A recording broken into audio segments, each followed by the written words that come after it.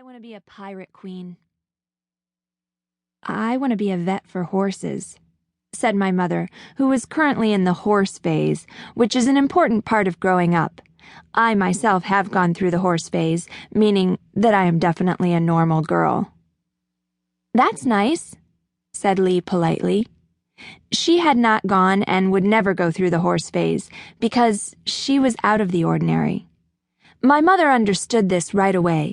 She stood leaning against the frame of the swing and looked at Lee, at the rhinestone sunglasses, at the red high-heeled shoes, at the tutu, at her long, flowing blonde hair, at her eyes, which were a pale, pale blue. And as she looked, she began to feel like she really was in the presence of a queen, perhaps even a pirate queen. "Hey," my mother said. "Do you want to come to my birthday party?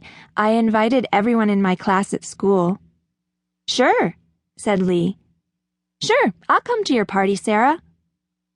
She was the only one who did. "Where are all the kids from your class?" she asked as she came into my mother's backyard, which had been festooned with cheap streamers and wilting balloons. My mother was sitting on her back porch steps, a ridiculous cone-shaped party hat on her head, feeling terribly ashamed of her empty party. When she told me this part, I could feel her embarrassment in my own chest, heavy and pressing down toward my stomach. There had been parties like that for me, too.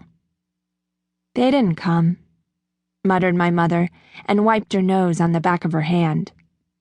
"Well, I came," said Lee, handing my mother a present wrapped in pink, sparkly paper. "Go on, open it." I always imagined the pink paper unfolding and falling away as though I were opening it with my own hands. Lee had given my mother toy horses, a set of 4 of them, matching mothers and foals, 1 pair of palominos and 1 pair of bays. "Do you like them?" asked Lee eagerly. "I love them," my mother said. The horses were flocked and soft. I knew because the first time that my mother had ever told me the story, she had taken the horses down from where she kept them on her dresser and let me touch them. "I thought you would," said Lee. "Let's play the party games now." She and my mother played egg and spoon race, pin the tail on the donkey, and scavenger hunt. They beat the piñata into a rainbow assortment of torn pieces.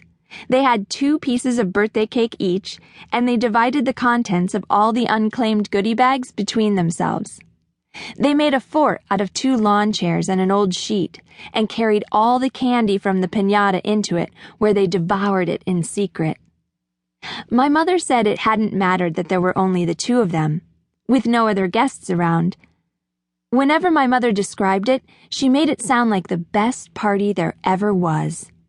I imagined it in extra saturated color, a rainbow bursting out from a backdrop of muted vintage tones. It was during this party that Lee, as her little fingers unfolded the comic wrapper from a piece of bazooka gum, had asked my mother to be her best friend. "Really?" my mother asked. "Well, don't you want to?" Lee's eyes were large. "Of course," my mother said. They had both laughed. When I was really little, I used to like this part. It was the beginning of a lifelong friendship, the end of my mother's childhood loneliness, a good thing, I always thought.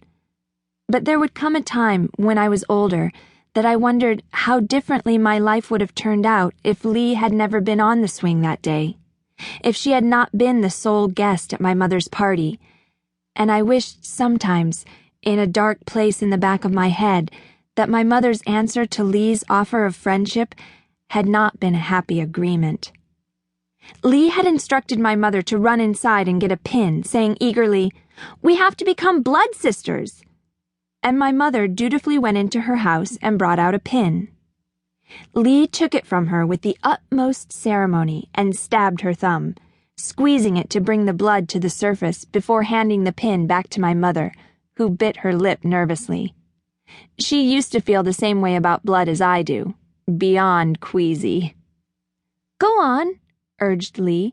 "You can do it. It doesn't hurt that bad." My mother pricked her thumb, and when a little drop